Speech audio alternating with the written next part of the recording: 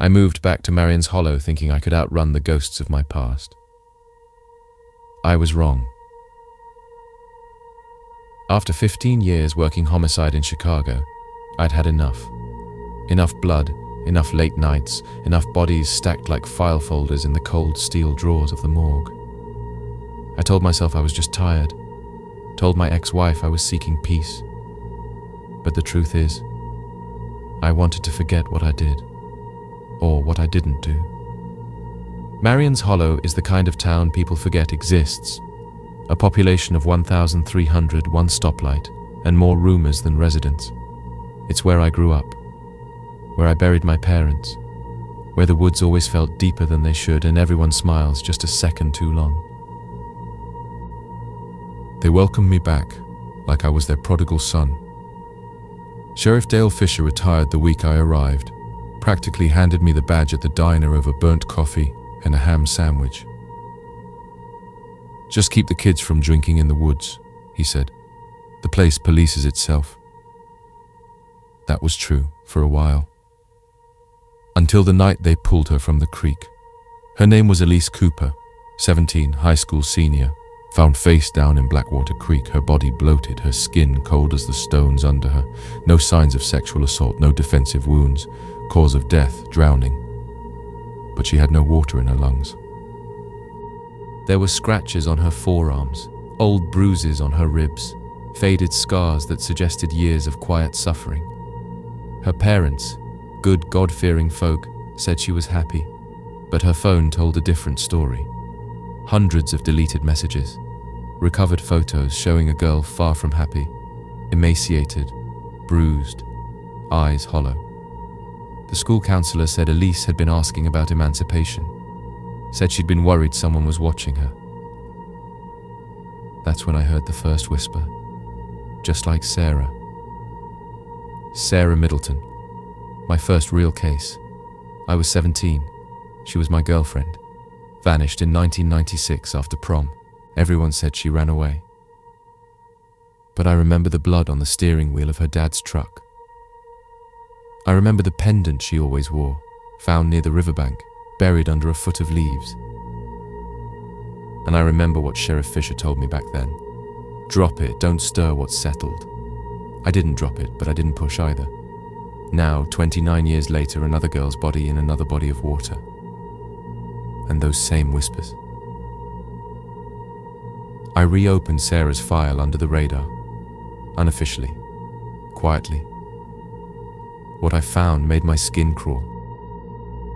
Between 1982 and 2004, there were 5 other runaway girls, all between 15 and 18, all from Marion's Hollow or neighboring towns, all marked as unsolved or voluntary departure.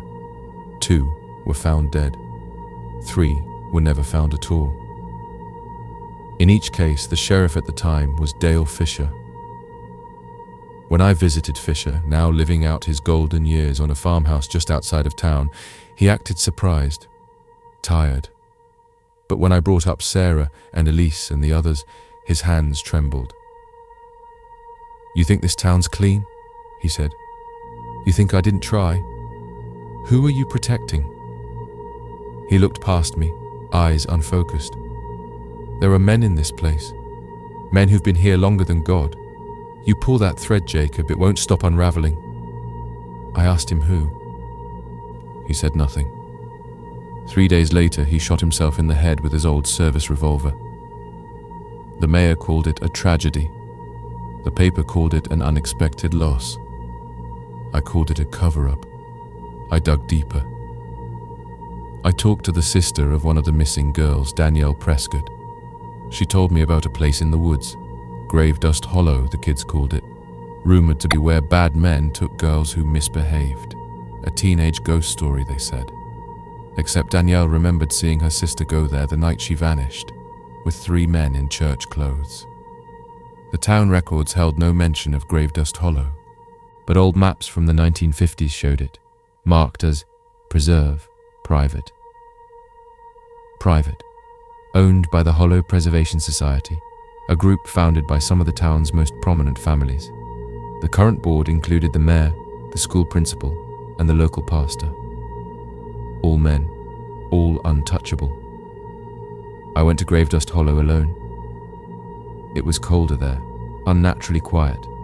No birds, no wind, just silence. I found the clearing after 2 hours of hiking. In the center, an old decaying concrete structure covered in moss, a hatch, locked, rusted. I broke it open. What I found underground wasn't just horrifying, it was impossible to explain.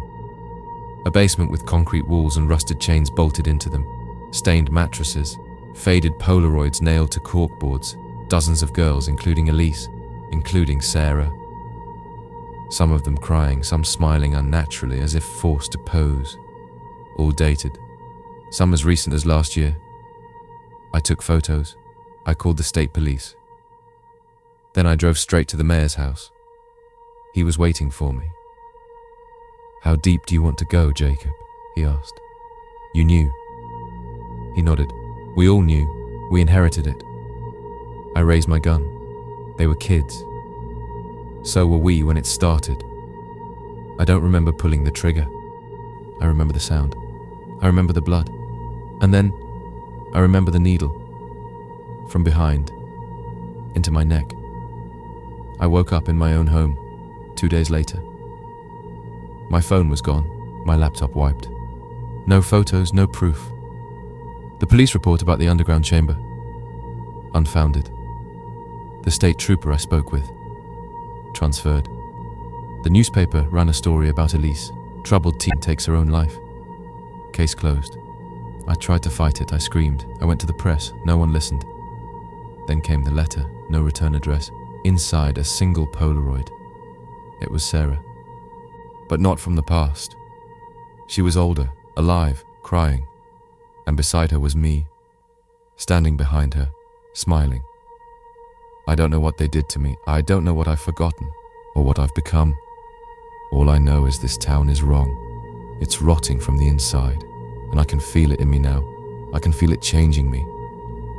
Sometimes the past doesn't echo. Sometimes it screams, and sometimes it takes your voice before you can warn anyone. If you're reading this and you're from Marion's Hollow, run. But I don't think you'll get far. They never do.